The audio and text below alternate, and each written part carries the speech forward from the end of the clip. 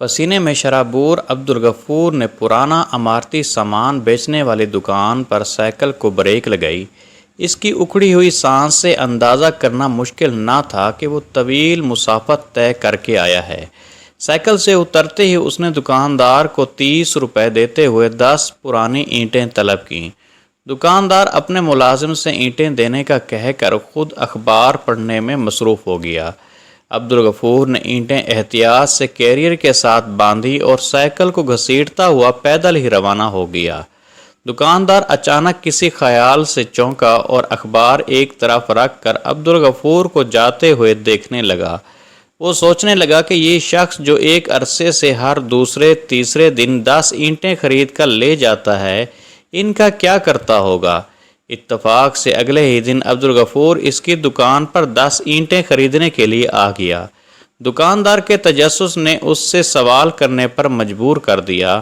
اس نے عبدالغفور کو بیٹھنے کے لیے اور ملازم لڑکے کو چائے لانے کے لیے کہا۔ عبدالغفور اس عزت افزائی پر حیران ہوتے ہوئے قریب ہی پڑے موڑے پر بیٹھ کر سوالیہ نظروں سے دکاندار کو دیکھنے لگا۔ کچھ دیر کی خاموشی کے بعد دکاندار نے گفتگو کا آغاز کیا۔ اگر برا نہ مانو تو میں تم سے پوچھنا چاہتا ہوں کہ یہ جو تم ہر دوسرے تیسرے دن 10 اینٹیں لے جاتے ہو، ان کا کیا کرتے ہو؟ عبدالغفور نے ذرا سے توقف کے بعد جھجکتے ہوئے جواب دیا، مجھے دراصل 1500 اینٹوں کی ضرورت ہے جو میں اکٹھی خریدنے کے قابل نہیں ہوں۔ دہاڑی دار ملازم ہوں، کبھی کام ملتا ہے کبھی نہیں۔ جس دن کام مل جاتا ہے اس دن میری کوشش ہوتی ہے کہ میں کچھ اینٹیں خرید کر جمع کر لوں۔ 1500 اینٹیں کس مقصد کے لیے اکٹھی کر رہے ہو؟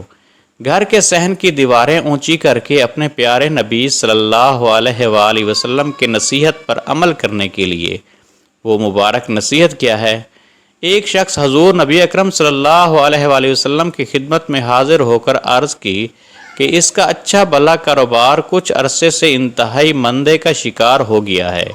تنگ دستی کی وجہ سے 2 وقت کی روٹی پوری کرنے کے لیے ادھار کی نوبت آ گئی ہے۔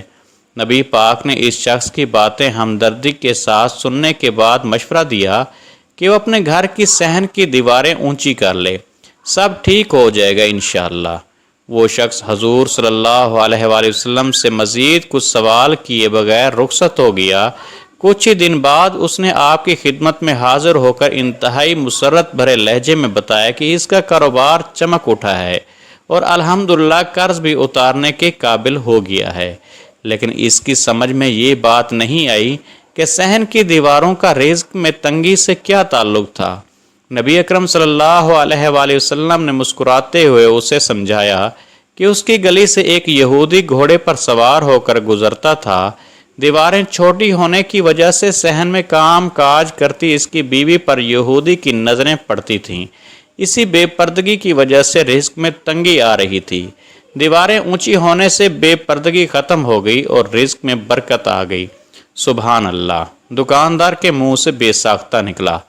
قصبے کے آخر میں برگد والی گلی میں میری ایک چھوٹی سی کھولی ہے۔ عبدالغفور نے اپنی بات جاری رکھتے ہوئے کہا، جہاں میں اپنی 8 اور 7 سالہ 2 بیٹیوں کے ساتھ رہتا ہوں۔ صحن کی دیواریں نہ ہونے کے برابر ہیں۔ میری کوشش ہے کہ اس سے پہلے کہ بیٹیاں بڑی ہوں، صحن کی دیواریں مکمل کر کے نبی پاک صلی اللہ علیہ وآلہ وسلم کی ہدایت پر عمل کر لوں تاکہ بے پردگی کی نحوست سے بچا رہوں۔ بہت نیک جذبہ ہے۔ کتنی اینٹیں جمع کر چکے ہو اب تک؟ عبدالغفور نے انگلیوں پر حساب لگا کر بتایا کہ 300 سے کچھ ہی زیادہ ہوں گی۔ چائے آگئی۔ دکاندار نے چائے پیالی میں انڈیلتے ہوئے سرگوشی کی، تم فکر نہ کرو، تمہارے صحن کی دیواریں میں مکمل کروا دوں گا۔ جی آپ؟ مجھے امید ہے کہ تم مجھے اس نیک کام سے نہیں روکو گے، اور میری یہ بھی خواہش ہے کہ تم میری دکان پر مستقل ملازم کی حیثیت سے کام کرو۔ عبدالغفور کی آنکھوں میں نمی تیر گئی۔ وہ غیر ارادی طور پر آسمان کی طرف دیکھتے ہوئے سوچنے لگا کہ رب تعالیٰ کتنا کریم ہے کہ نیک کام کے ارادے پر ہی اپنے بندے پر عنایات کے دروازے کھول دیتا ہے۔